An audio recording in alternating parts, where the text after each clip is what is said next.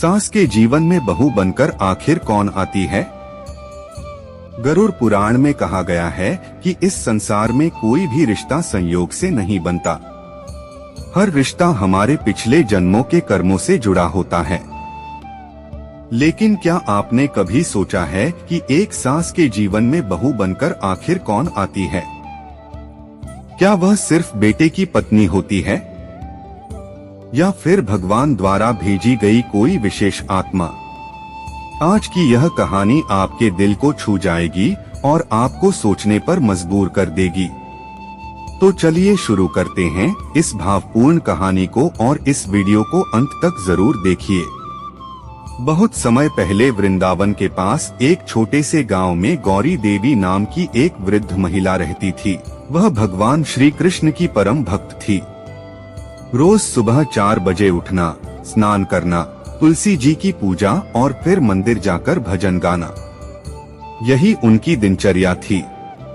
उनका एक ही बेटा था जिसका नाम था माधव, जिसे उन्होंने बड़े प्यार और संस्कारों से पाला था। उनकी बस एक ही इच्छा थी कि उनके घर में ऐसी बहू आए जो इस परिवार को जोड़कर रखे और इस घर को सच में एक मंदिर बना दे। समय बीता, माधव बड़ा हुआ और अब उसके विवाह की बातें शुरू हो गई।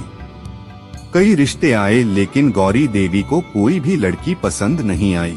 एक रात उन्होंने भगवान श्री कृष्ण के सामने हाथ जोड़कर कहा, हे ठाकुर जी, मेरे बेटे के लिए ऐसी बहू भेजना जो इस घर को प्रेम, सेवा और संस्कारों से भर दे।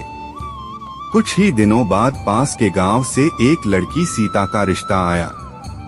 सीता केवल सुंदर ही नहीं थी बल्कि उसके संस्कार उससे भी अधिक सुंदर थे। वह रोज भगवान का नाम जपती थी, गरीबों की मदद करती थी और बड़ों का अत्यंत सम्मान करती थी। गौरी देवी ने उसे देखा और तुरंत रिश्ता पक्का कर दिया। जल्द ही माधव और सीता का विवाह हो गया। जब सीता पहली बार अपने ससुराल आई तो उसने सबसे पहले घर के मंदिर में जाकर भगवान को प्रणाम किया और फिर अपनी सास के चरण छुए। गौरी देवी खुश तो हुई लेकिन उनके मन में एक संदेह था। उन्होंने सोचा, आजकल सब दिखावा करते हैं, असली स्वभाव तो बाद में ही पता चलता है। दिन बीतते गए।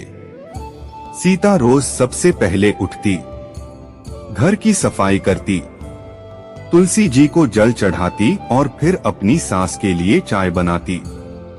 वह हर काम मुस्कुरा करती थी, लेकिन गौरी देवी उसकी परीक्षा लेती रहती थी।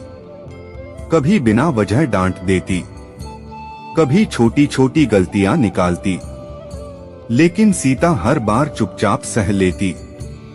एक दिन गौरी देवी ने जानबूझकर पूजा की थाली छुपा दी और बहू से बोली, तुम्हारी लापरवाही के कारण आज मेरी पूजा नहीं हो पाई। सीता ने सिर झुकाकर कहा, माँ जी, अगर मुझसे कोई गलती हुई है तो मुझे क्षमा कर दीजिए। लेकिन गौरी देवी का मन फिर भी नहीं बदला। कुछ दिनों बाद अचानक गौरी देवी बहुत बीमार पड़ गई। डॉक्टरों ने कहा उन्हें पूरी देखभाल की जरूरत है। माधव काम के कारण बाहर रहता था और अब सारी जिम्मेदारी सीता पर आ गई। सीता दिन रात अपनी सास की सेवा करने लगी। समय पर दवा देना, अपने हाथों से खाना खिलाना, रात रात भर जागना। कई बार वह खुद सोती भी नहीं थी, लेकिन उसने कभी शिकायत नहीं की।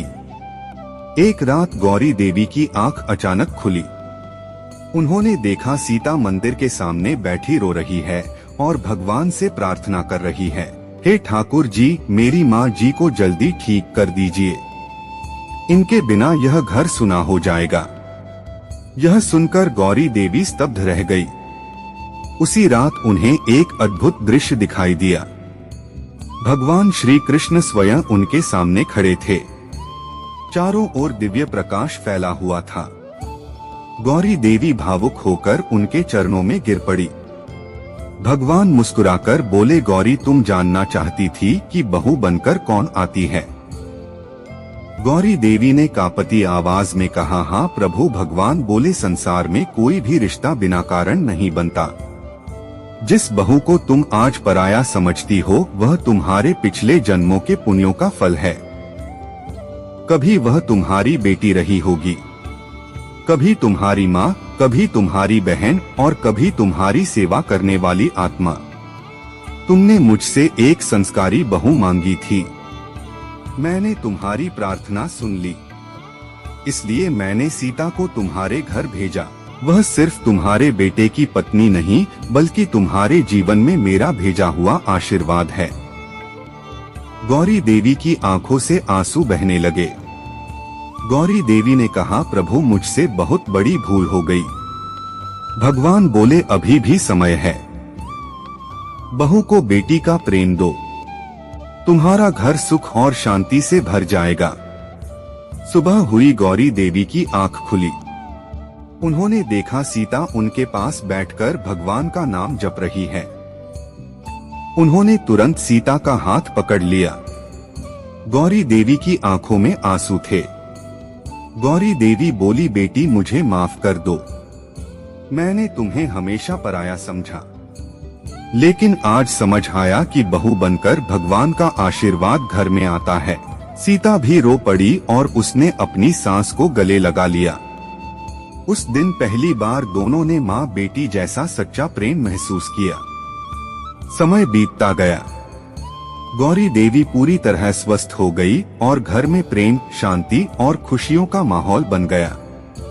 गांव के संगीत लोग कहने लगे, यह घर नहीं सच में एक मंदिर है। शास्त्रों के अनुसार हर रिश्ता भगवान द्वारा तय किया जाता है। बहू केवल बेटे की पत्नी नहीं होती, वह घर की लक्ष्मी, परिवार का सौभाग्य और भगवान का दिया हुआ सबसे अनमोल आशीर्वाद होती है। जहाँ सास बहू को बेटी समझे और बहू सास को माँ का सम्मान दे, वहीं घर मंदिर बन जाता है और वहाँ स्वयं भगवान निवास करते हैं। अगर आप भी मानते हैं कि रिश्ते भगवान बनाते हैं तो कमेंट में जरूर लिखें राधे राधे। अगर आपको यह कहानी पसंद आई हो तो वीडियो को लाइक करें, शेयर करें और ऐसी ही भावपूर्ण कहानियों के लिए सुविचार विथ माधव अपने इस चैनल को सब्सक्राइब जरूर करें। धन्यवाद।